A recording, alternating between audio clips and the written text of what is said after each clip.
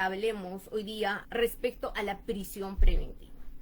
Porque vamos a hablar de esta medida cautelar personal. ¿Por qué es tan relevante este tema? Porque es una de las medidas de coerción personal excepcional. Porque vamos a hablar de una persona inocente, no de un condenado por ningún delito. Esta medida es sometida solamente para poder llevar una investigación de manera correcta, sin obstaculizaciones, sin obstrucciones, para lograr la finalidad. Pero para ello vamos a hablar que esta medida es una medida excepcional, no es la regla. ¿Por qué? Porque jamás podría ser la regla ni lógico enviar a la cárcel a una persona inocente. Lo lógico es que una persona vaya a la cárcel cuando haya sido vencido en juicio y sea condenado como culpable. Ese sí definitivamente tiene que ser internado en un establecimiento penitenciario. Pero no sucede lo mismo con un inocente, pero sí existe una excepción a la regla, la prisión preventiva para ciertos casos. Pero para eso hay que cumplir los requisitos que establece la norma nacional, internacional y la Constitución. Entonces, empecemos señalando cuál sería la conceptualización respecto a lo que es la prisión preventiva. ¿Qué es lo que se entiende por prisión preventiva? La prisión preventiva es una medida de coerción personal. ¿Por qué? Porque también existe que hay una medida de coerción real, ¿no? Como la incautación, el embargo, entre otros. Entonces, en este caso vamos a hablar netamente de lo que es la prisión preventiva. ¿Y qué es lo que establece el Acuerdo Plenario 1/2009? Justamente la Corte Suprema es que ha establecido de que la prisión preventiva es una medida de coerción personal que priva la libertad física de un imputado, porque la prisión preventiva normalmente se da en la etapa de la investigación preparatoria y por un tiempo determinado, legalmente previsto y judicialmente establecido. Entonces, ¿qué es lo que debemos señalar al respecto? Debemos señalar de que el hecho que una persona se le prive de su libertad de manera excepcional, tratándose de lo que es la prisión preventiva, quiere decir de que debemos resguardar la salud y la seguridad de esta persona que va a ser internado en un establecimiento penitenciario, pese a que aún no ha sido sentenciado como culpable. Entonces, estamos hablando de una persona inocente, porque la presunción de inocencia se rompe cuando estamos en un juicio oral recién. Entonces, teniendo en cuenta ello, es que la Corte Suprema establece de que si de manera excepcional se va a dar la prisión preventiva, pero es deber del Estado peruano hacer prevalecer su salud, o sea, el bienestar de esta persona. Entonces, como estamos hablando que es una medida de coerción personal temporal, entonces esta persona podría ser absuelto en juicio o podría archivarse en la etapa intermedia en su caso, como sucede en muchísimos casos. Tengo muchísimos clientes que han sido sometidos a una prisión preventiva cuando no debió nunca pisar la cárcel, pero lamentablemente llegaron a la cárcel y tenían que llegar a juicio oral. ¿Para qué? Para que sean absueltos recién en esa etapa. Entonces, justamente por ello es que la Corte Interamericana de Derechos Humanos y las normas internacionales señala que cuando a una persona inocente se va a internar en un establecimiento penitenciario, se debe resguardar sus derechos, en especial la salud, su seguridad, entre otros. Entonces, teniendo en cuenta ello, hablemos ahora respecto a la naturaleza de la prisión preventiva. ¿Por qué es cautelar, temporal, restrictiva y excepcional? En el expediente 1567-2002, en el habeas corpus, ¿no?, del Tribunal Constitucional, ha establecido que la naturaleza de la prisión preventiva es una medida cautelar. ¿Por qué? Porque busca asegurar la finalidad del proceso ¿Y cuál es la finalidad del proceso? Llevar a cabo una investigación correcta dentro de los parámetros, sin perturbaciones ni obstrucciones de los investigados, de los autores o coautores que se encuentren implicados en esa investigación. Entonces, si existen elementos de convicción que acredita que efectivamente va a perturbar la investigación, que está amenazando a los testigos, en ese caso, definitivamente, si se acredita ello, entonces no hay nada que decir.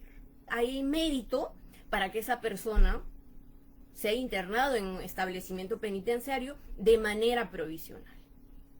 Entonces, por ello es que la naturaleza de la prisión preventiva también es temporal. Está establecido en el Código Procesal Penal los plazos, cuánto tiempo es que pueden ser internados en el establecimiento penitenciario de manera primigenia y después a cuánto puede ser prorrogable ese plazo. Obviamente, más adelante les voy a hablar detalladamente al respecto en una audiencia y debidamente motivado la ampliación del plazo. Entonces, también la naturaleza de la prisión preventiva nos señala, el Tribunal Constitucional dice que es restrictiva. Por supuesto, porque va a restringir la libertad del imputado. Ustedes saben que la libertad es uno de los derechos más importantes después de la vida. Por ello es que no se puede actuar como si la prisión preventiva fuera la regla y no la excepción, como a veces sucede en nuestro país. Tenemos infinidad de prisiones preventivas por diferentes tipos y uno evalúa y analiza y verifica de que no meritaba lo que es la prisión preventiva. En ciertos casos sí, por supuesto. Por ello su naturaleza, que es temporal, excepcional, atendiendo a la situación particular del imputado y de su comportamiento. Si nosotros verificamos que es una persona que está siendo imputado, por ejemplo, por el delito de extorsión, que es un delito gravísimo, y empieza a amenazar a la agraviada, amenazar a los testigos para que cambien de versión, y tenemos algún indicio o elementos de convicción de que eso está sucediendo, definitivamente ahí no hay nada que hacer. Ahí definitivamente necesita ingresar a un establecimiento penitenciario de manera temporal para que no esté sucediendo ello, para que el Ministerio Público pueda realizar una investigación correcta. Entonces, ¿la prisión preventiva será una medida punitiva o es un adelantamiento de opinión sobre la culpabilidad? Ninguno de los dos que he mencionado. No es una medida punitiva ni tampoco es un adelantamiento de opinión sobre la culpabilidad. ¿Por qué? Porque lo que les acabo de explicar, estamos hablando de una persona inocente.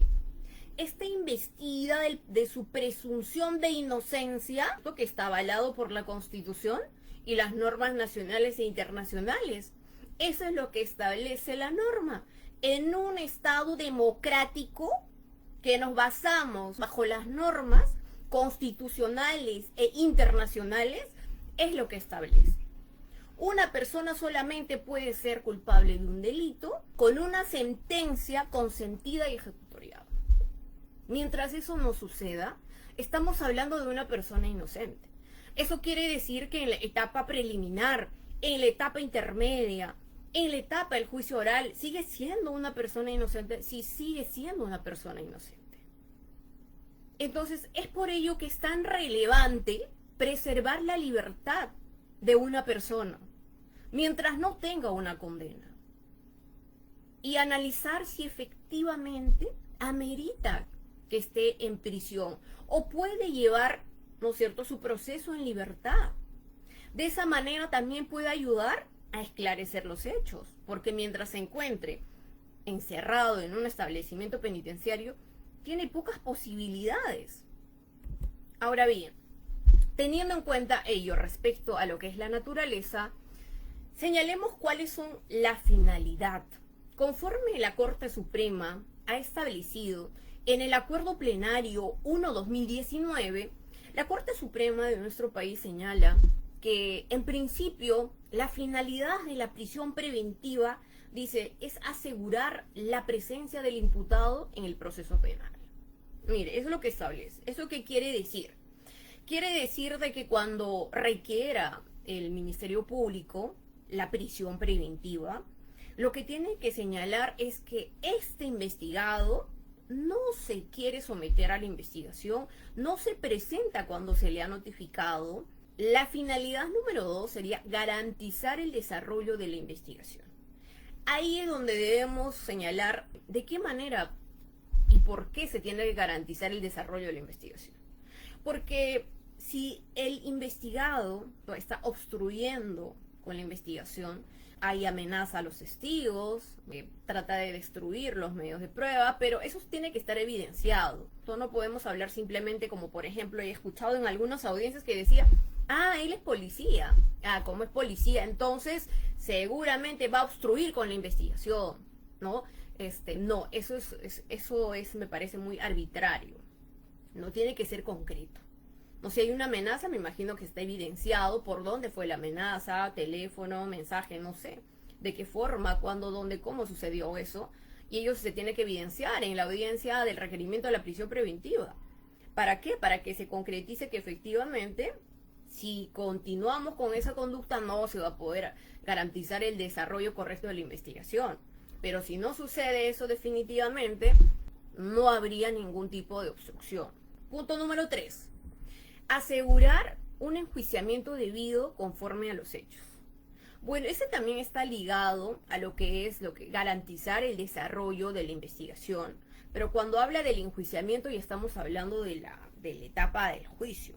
Y obviamente está ligada también a asegurar la ejecución de la pena. Ello porque en el caso de que se fugue, definitivamente va a ser más complicado. Si se va, digamos, a Chile, no sé, a diferentes países, existen los acuerdos, los tratados y acuerdos entre países, que evidentemente lo que se va a solicitar es la extradición, pero sin embargo, eso complica más, nos va a requerir gastos al Estado y tal vez si realmente no lo ubicamos, no se va a cumplir con lo que es asegurar la ejecución penal. Pero eso también tiene que estar concretizado que efectivamente se va a fugar, ¿no? Y que no se va a someter. Pero si existen elementos de convicción en la audiencia que presenta el imputado de que está sometido, tiene estudio, tiene familia, tiene arraigo en la ciudad, entonces creo que no hay motivos de presumir, porque bajo presunciones no le vamos a quitar la libertad a una persona. Eso no podría suceder en un país democrático como el nuestro y en ningún país democrático. Entonces, eso es lo que establece el Acuerdo Plenario 1/2019 respecto a la finalidad de la prisión preventiva. Ahora, también es importante que señalemos cuáles son los principios rectores de la prisión preventiva. ¿Para qué? Para poder entender mejor. En principio, vamos a señalar lo que es el principio de proporcionalidad. ¿Por qué sería importante? Porque la medida debe ser estrictamente necesaria e indispensable para asegurar el desarrollo del proceso. Y tiene que ser proporcional a la gravedad del delito, porque recuerden de que existen otros mecanismos, otras medidas menos gravosas. ¿Para qué? Para que también se pueda someter a la investigación. ¿Como cuáles? Tenemos lo que es la detención domiciliaria, tenemos lo que es la comparecencia con restricciones, tenemos el impedimento de salida del país. Evidentemente no hay excusa de decir de que como no funcionan los otros aspectos, entonces por eso le damos la prisión preventiva. No, eso no es justificación. Entonces tiene que ser proporcional. Eso en principio, conforme lo establece la Casación 119/2016, ANCASH en el fundamento 1-1. Ahora bien, tenemos el segundo principio, que es el principio de reformabilidad. ¿Qué se entiende por ello? La medida se puede reformar, revocar o sustituir por otras medidas de carácter personal. ¿Qué quiere decir ello? Quiere decir de que, por ejemplo, en el caso de que, pese a que le corresponde la prisión preventiva, El juez de investigación preparatoria lo que puede realizar en este caso, por ejemplo, es que en vez de darle la prisión preventiva, le da un arresto domiciliario. ¿Por qué? En este caso podría ser por la edad, o porque se encuentra en estado de gestación, o porque tiene una enfermedad grave, entre otros. Pero también, con el tiempo, apenas se le dé la prisión preventiva, digamos a 18 meses, pero a los 3 meses o 4 meses aparecen elementos de convicción que evidentemente bajan de la sospecha suficiente a una sospecha reveladora, ¿no? Tratándose de los elementos de convicción. En ese caso también evidentemente ello se puede reformar. Asimismo, también sabemos de que cuando en principio se le da lo que es la prisión preventiva, se declara fundada, ¿no?, por el juez de investigación preparatoria, podría subir en apelación, y si la superior evalúa de que efectivamente no ameritaba darle la prisión preventiva, entonces también puede revocar esa medida y darle una comparecencia con restricciones, ¿no? ¿Por qué? Porque siempre debemos hacer prevalecer la libertad. Ahora, el principio de la presunción de inocencia. Este principio también es un principio respecto a la prisión preventiva. ¿Por qué? Porque nosotros debemos tener en cuenta que la presunción de inocencia es la que lo inviste a un imputado. Ya, desde el momento que le inician una investigación hasta antes de que sea sentenciado como culpable y ese quede con sentida ejecutoriada, definitivamente este principio prevalece a favor del imputado. Entonces, si usted se encuentra investigado por alguna denuncia en la etapa preliminar, en la etapa de la investigación preparatoria, en la etapa intermedia, recuerde que usted es inocente. Es imputado, procesado, pero es inocente. En la prisión preventiva vamos a discutir si una persona inocente amerita de que se le prive su libertad y se le lleve a un establecimiento penitenciario. ¿Junto con quién? Con todas las personas que han cometido un delito, que están condenados por un delito. Es por ello de que es una medida excepcional. Ahora bien, el principio de legalidad. La prisión preventiva evidentemente está amparado por el Código Procesal Penal, pero sin embargo también debemos tener en cuenta de que estamos hablando de una medida excepcional. Ahora bien, el principio de provisionalidad. ¿Por qué? Esto está ligado respecto a la temporalidad. Es excepcional, pero a la vez es provisional. ¿Por qué? Porque la prisión preventiva, como tiene las finalidades que hemos señalado, resguardar la investigación, ¿no es cierto? Entonces, recabar los elementos de convicción sin la perturbación del imputado, necesitamos la presencia del imputado sin que obstruya la investigación, entre otros, o que no se fugue porque necesitamos su participación en el proceso. Teniendo en cuenta ello, ¿no?, hay plazos para delitos comunes, delitos complejos y tratándose de delitos de criminalidad organizada. Entonces, esos plazos, que lo vamos a señalar más adelante de manera detallada, nos señala de que esta medida es provisional.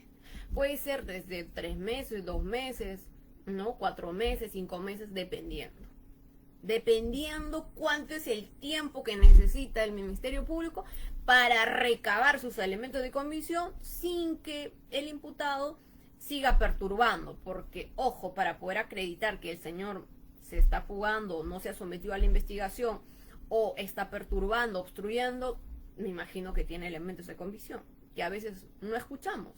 Entonces solamente escuchamos que se trata de un delito grave. El hecho que una persona esté sometido a un delito grave no necesariamente se va a fugar. Tal vez esa persona es inocente y necesita esclarecer los hechos. Ahora bien, respecto a las características, dentro de las características tenemos los 5 requisitos, pero también están los plazos, que más adelante lo vamos a detallar. Tenemos el primer requisito, que establece el artículo 268. Fundados y graves elementos de convicción, en principio.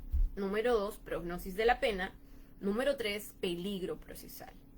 Sin embargo, la Corte Suprema ha previsto de que en estas audiencias de la prisión preventiva también se deben de tocar dos requisitos. ¿Y cuáles serían esos requisitos? La proporcionalidad de la medida y el tiempo de duración.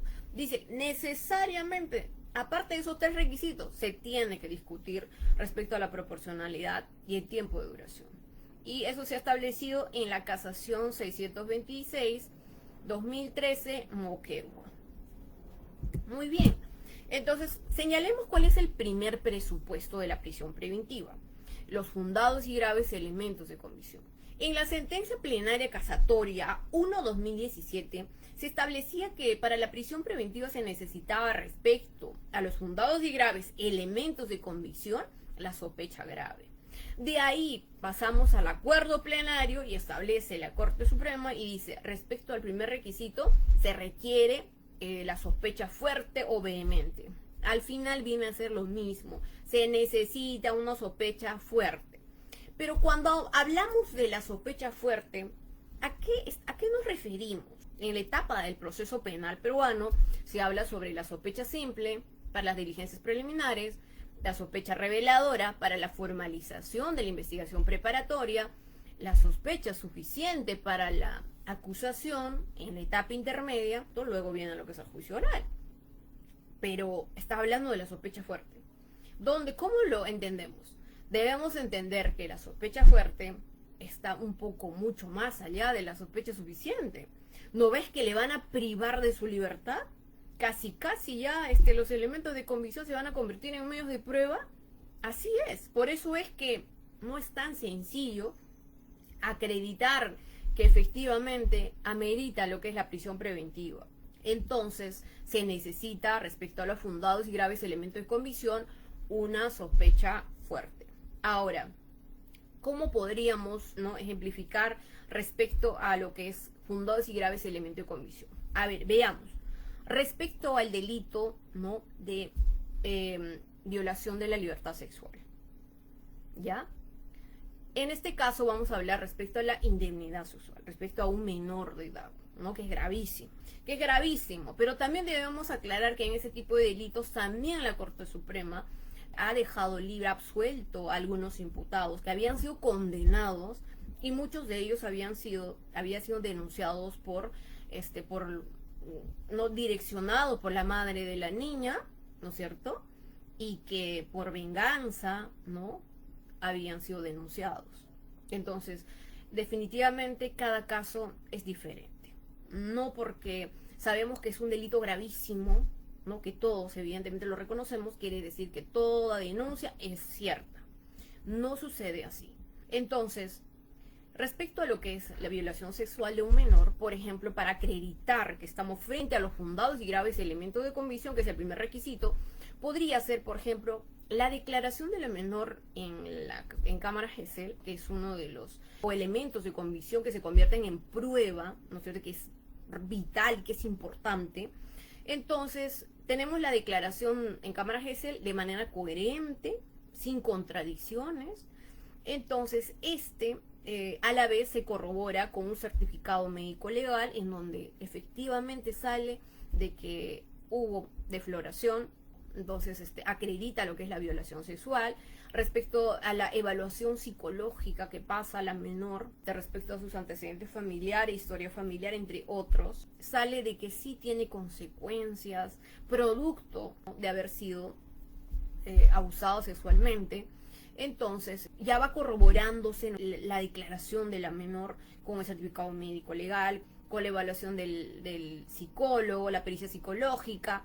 Y a la vez también hay testigos directos, de que cuando llegaron en el mismo acto y le encontraron al presunto agresor, en flagrancia. Entonces ellos son testigos directos, ellos han narrado cómo habrían encontrado en el mismo acto. Definitivamente no hay duda, no hay duda que estamos frente a los graves y elementos de convicción. Ese es el primer requisito, ¿ya? Entonces, con eso, definitivamente se habría cumplido respecto al primer requisito. Ahora bien, respecto al segundo presupuesto. El segundo presupuesto respecto a la prognosis de la pena, respecto a lo que es violación de menor de edad, del que acabamos de hablar, definitivamente, pues estamos hablando de cadena perpetua. que es una de las penas más gravosas que existen en nuestro país, ¿no? Ese tipo de delitos tienen penas altísimas. Definitivamente eso no es la solución. La solución está en la prevención, por supuesto. Atacando las consecuencias no solucionamos nada. La pena definitivamente, cuando estamos hablando de cadena perpetua, definitivamente es altísima.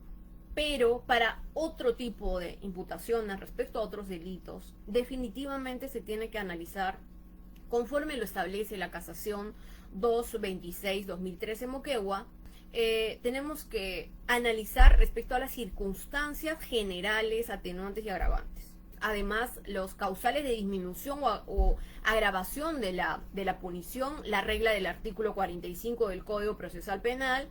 ¿Con qué? Con la finalidad de establecer una pena final. Ya no es que el delito que se le imputa es de 4 años a 6 años, por ejemplo.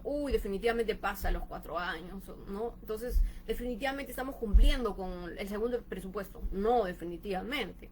Porque si analizamos correctamente, no tiene antecedentes, entre otros, seguramente va a llegar a ser 4 años, hasta tal vez suspendida. Entonces, en ese caso no podemos solicitar lo que es la prisión preventiva porque no se cumple con el segundo presupuesto de la prognosis de la pena. Entonces, pero en este caso, seguimos con el ejemplo, lo que es violación de menor de edad, definitivamente ahí sí se cumple con el segundo presupuesto. Ahora, el tercer presupuesto, ahí, por ejemplo, el peligro procesal. El peligro procesal está subdividida en dos, que es el peligro de fuga y peligro de obstaculización. Cualquiera de los dos que se cumpla, ya hemos cumplido con el tercer presupuesto. Entonces, si hablamos del peligro de fuga, es que definitivamente vamos a analizar, no tiene arraigo familiar, arraigo laboral, arraigo domiciliario.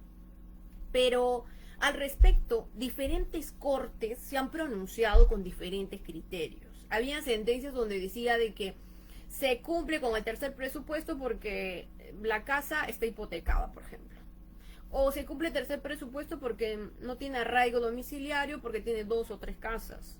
Esa es la razón por la cual es que la Corte Suprema ya se ha pronunciado al respecto. En ese tipo de casos no se puede decir que no tiene arraigo, dice. Sí, por supuesto que tiene arraigo. Respecto al ámbito, al arraigo laboral, dice. Si tú no te encuentras en planilla, por ejemplo, entonces no tienes arraigo laboral.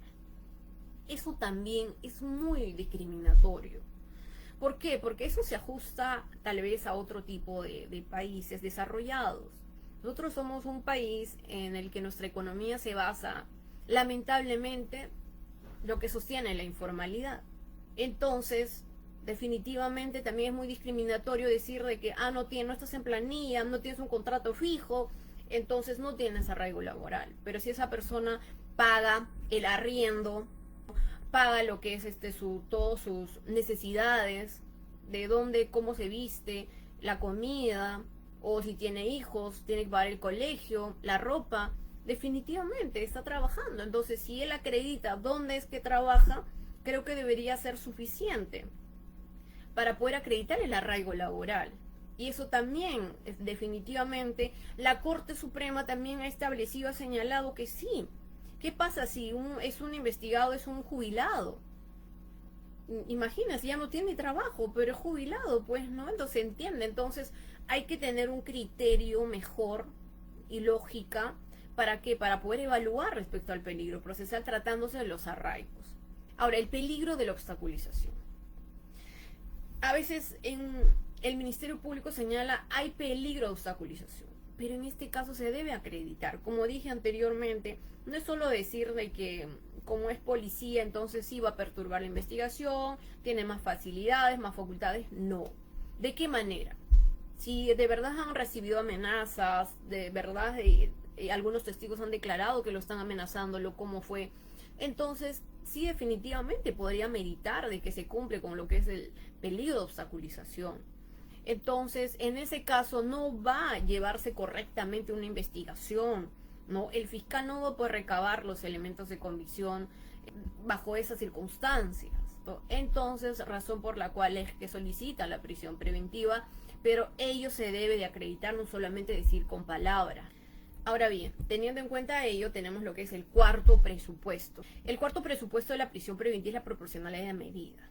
La proporcionalidad de medida es importante porque con ello es que el fiscal va a señalar por qué es idóneo la prisión preventiva, por qué es necesario y por qué es la proporcionalidad propiamente dicha.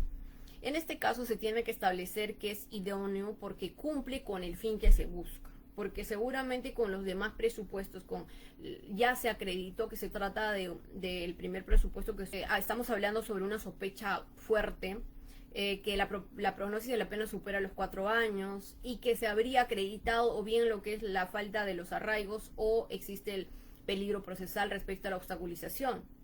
Entonces, si todo ello se ha acreditado, necesariamente esta etapa es discutir de que es necesaria esa medida, de que no hay otra medida menos gravosa que definitivamente nos permita llevar una investigación correcta.